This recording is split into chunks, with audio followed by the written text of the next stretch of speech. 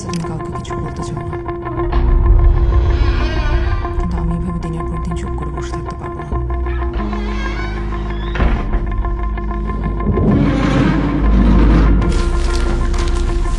কোনো কিছু ঠিক মতো না জেনে কাউকে অ্যাকিউজ করবে না, কখনো না।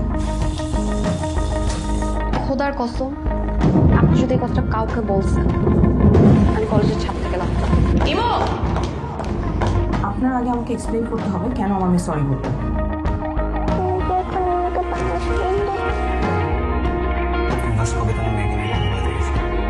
আপনি কি এখানে প্যারেন্টিং নিয়ে আমাকে লেকচার দিতে আসছেন?